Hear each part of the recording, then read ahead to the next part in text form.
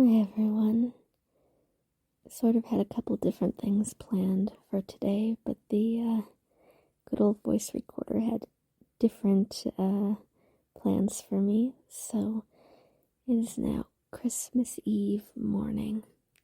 I am speaking to you from a lovely bed, looking over snow-covered roofs into a beautiful sunrise is just beginning to crest over the darkness of these houses and light up the sky. Yellows on just creeping in to the haze of blue, and there's a pink cloud. It looks as has been forecasted like it will be a beautiful day. 40s and 50s here. Hopefully wherever it is that you are listening from, it feels warm and safe. And you're able to enjoy a bit of calm as you listen to this, and if not, hopefully we will engender and produce some calm.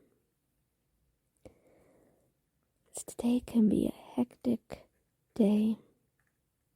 Tomorrow can be a hectic day too, mostly because we'll be around family. Sometimes because we won't. We'll be alone with ourselves and our thoughts and the expectation that things should be different than they are.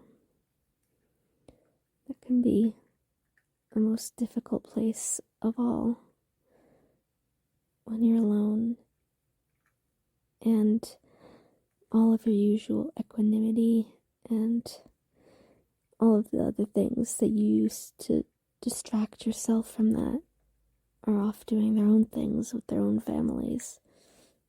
And every piece of media is showing you couples and children and families all in a happy group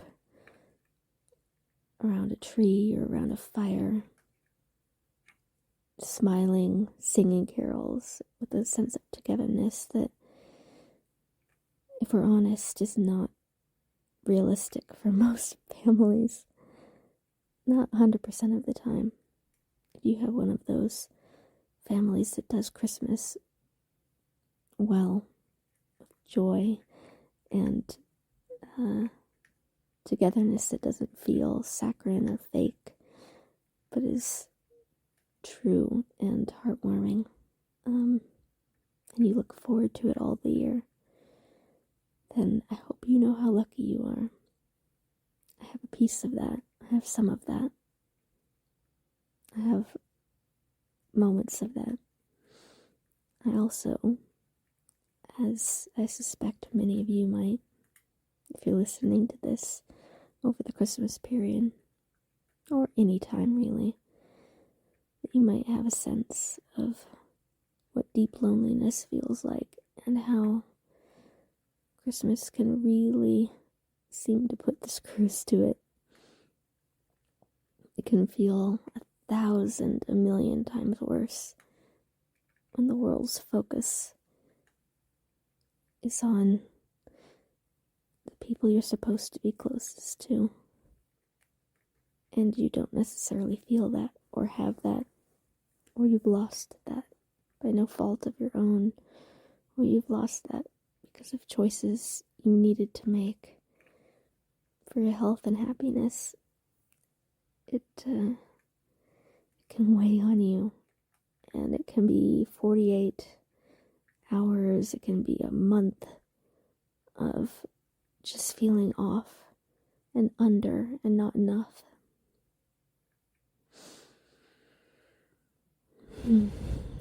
Maybe I do speak from experience. Maybe I have known many, many, many beautiful Christmases, beautiful sunrises, and lovely music, and happy people where I have felt very, very much alone, very unpartnered, very unseen, very forgotten. So I would like to say, as we wind up this Annus Mirabilis, this year of miracles, as magic is ebbing and flowing from our fingertips. It's the morning, and the dawn becomes its most beautiful overhead. There's some ways to get through it, and setting the expectation in your own mind. If you're lucky enough to have a few pieces of calm, a few minutes to yourself to think about these things, is very helpful. I might suggest, as a keeper of magic, and a knower of truths, and an inventor of truths when I need to, that something magical that you might do to help yourself is find something that is a comfort or a touchstone, maybe a literal stone itself. If you happen to have crystals at your within arm's reach,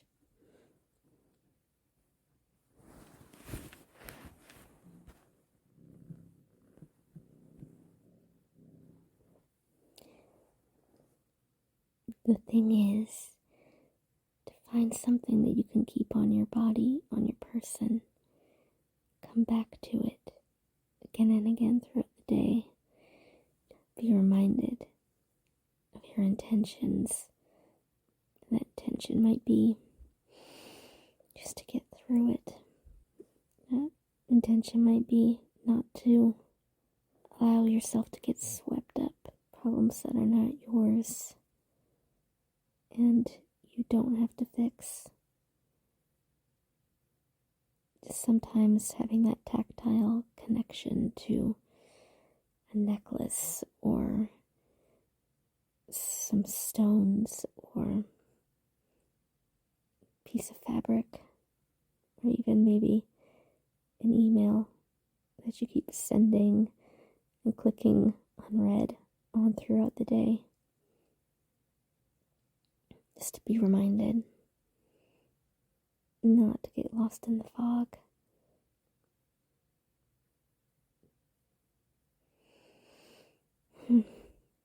But I tell you, as the sun gets brighter, pinker, warmer over this horizon, there are a few other things that you can do to kind of keep present and endure what can be some intense loneliness online, if you're an online person and you do Twitter, which is a questionable thing these days, I know, but there are bright spots, there are good people, and one of my favorite comedians, Sarah Millican, has a tradition to connect all of us lonely people that maybe have family over, maybe don't, but still feel disconnected. And that's use the hashtag join in.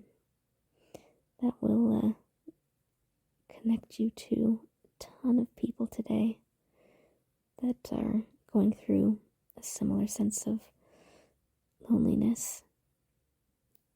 And I think, hopefully you know, that you and I have a connection. You are being heard in your own way, as I am being heard. Because the biggest lie that loneliness tells you is that nobody else gets it.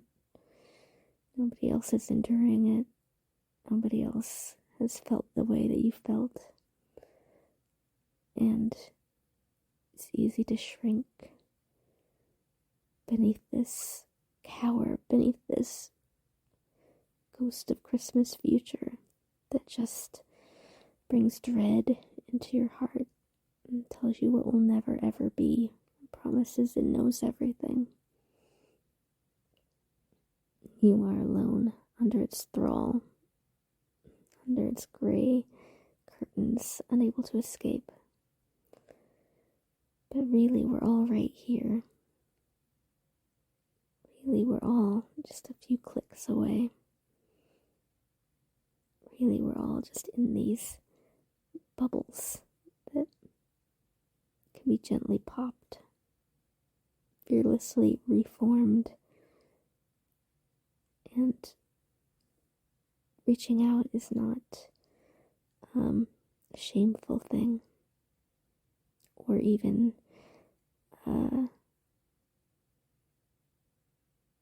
too taxing. Not these days. Even this, talking to you, is striking back against the loneliness. So that might be another thing that Christmas calls on you to do. Make something. Connect in that way. Open your heart and make something. Surprise yourself with it.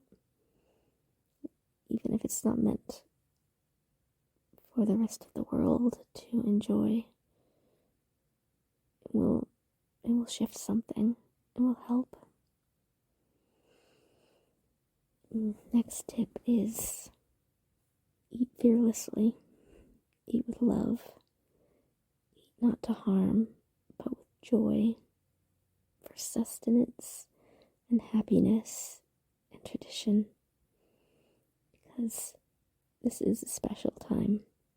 This is the light at the end of a cold, dark winter / beginning of a cold, dark winter.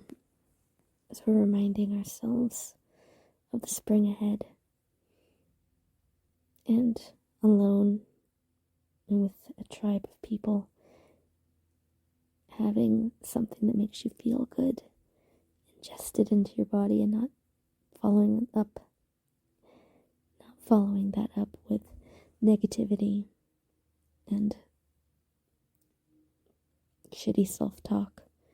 One of the best gifts you can give to yourself. Don't eat to make yourself sick. Eat to engage in the tradition. Eat to remember the joy of having something special, because you're worth having something special, even if you are alone in your house today. Even if this is June when you're listening to this, you deserve something nice. Just by virtue of it, of being alive, you deserve a nice day. And I think that also means making some good media choices for yourself. Sometimes Christmas media can be very oppressive, and it's okay to not watch it, to go do something else, to go play a video game,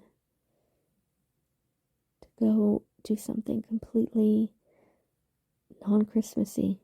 Listen to the Dead Milkmen. I'll advise that. Go put on some EDM. Do something that lifts your spirit in its own way. It doesn't have to have jingle bells attached. You and your soul don't have to have jingle bells attached. You can feel your own way to what is good and right for you, that feels celebratory and bound in tradition and caring and connected to others. It doesn't have to be pasted with red and green and white. I mean, the whole world does not celebrate Christmas. It can feel that way.